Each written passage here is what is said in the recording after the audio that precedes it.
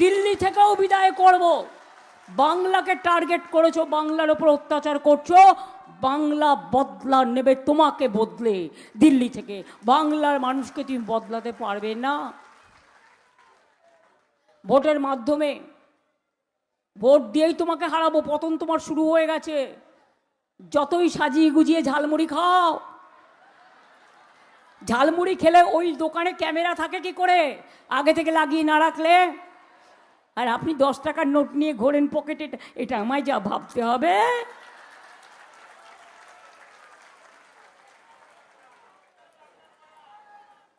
GST tax, হিরেতে tax নেই, জিরেতে tax আছে, বাদ বাকিটা বুঝে নিন। ঝালমুড়ি খাচ্ছেন, মাছ খেয়ে একটু দেখান দেখি। আমি তো আপনার ধোকলা খাই, আমি তো ধোসা খাই, আমি তো লিট্টি খাই, আমি তো চপাটি খাই। যার যা ইচ্ছে সে তাই খাবে। আপনাকে বাংলাকে যদি ভালোই বাঁচতে হয়, আপনার রাজ্যে কেন মাছ মাংস ডিম খেলে মারবেন? বাংলা ভাষায় কথা বললে মারবেন? আমার এখানে all community, all caste, all creed, all religions, we are together, we are brother and sister, we don't ignore anybody.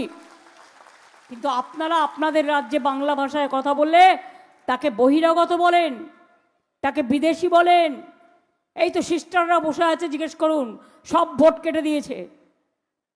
Missionary of charities, Belur মঠে সাধুদের ভোট কেটে দিয়েছে, ভারত সেবাশ্রমও কেটে দিয়েছে, মতুয়াদের ভোটও কেটেছে, রাজবংশীও কেটেছে, সংখ্যালঘুদেরও কেটেছে। 90 লক্ষের মধ্যে জেনে রাখুন 60 লক্ষ হিন্দুর ভোটও কেটেছে। কিসের ধর্ম আমায় দেখাচ্ছেন? ডিলিমিটেশনের পরেই করতো এনআরসি। এই জন্য বিলটাকে আটকে পরাস্ত করে পেছনে ভালো করে সুন্দরভাবে রজনীগন্ধা গোছা দেয়া হয়েছে। 1 গোছা রজনীগন্ধা।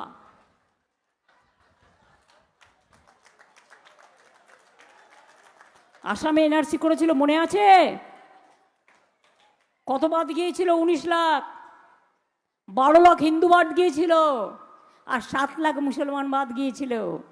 আর যারা ভোটের বাক্সে হিন্দু মুসলমান করে, জিজ্ঞেস করুন, जब आपने सऊदी अरबिया जाके सम्राट को साथ कुलाकुली करते हैं, तबे वो कौन है, हिंदू ना मुसलमान? जब दुबई में जाके एक साथ में खाना पीना होता है, तो वो कौन है, हिंदू ना मुसलमान?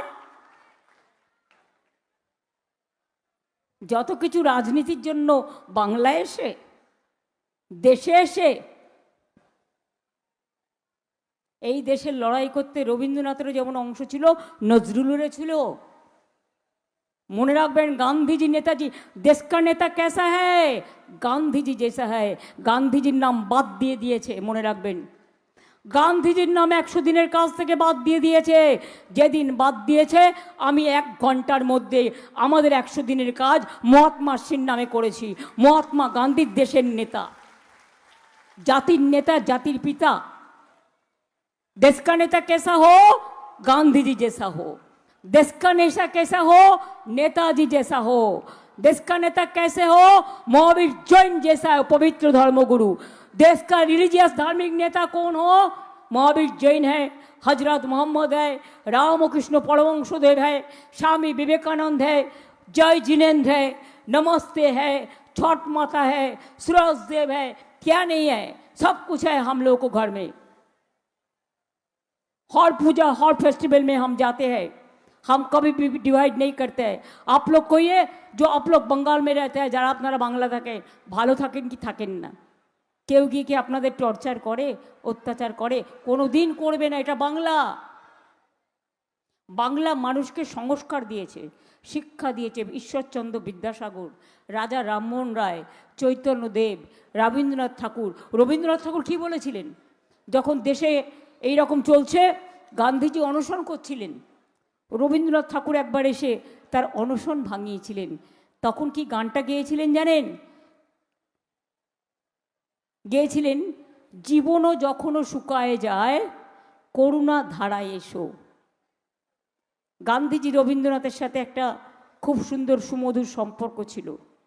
আর যখন জালিয়ানওয়ালাবাগে হত্যাকাণ্ড হয়, তখন গান্ধীজি কি লিখেছিলেন? এ মণিহার আমায় নাহি সাজে, নাইট উপাধি ত্যাগ করে দিয়েছিলেন। ইতিহাসই পড়ে না এরা, লিখে নিয়ে আসে আর বলে সোনার বাংলা। বাংলা মাছ খেলে বন্ধ, মাংস খেলে বন্ধ, ডিম খেলে বন্ধ। আমার মাথা খাবে না ওনার মাথা খেয়ে থাকবে জিজ্ঞেস করুন মানুষ।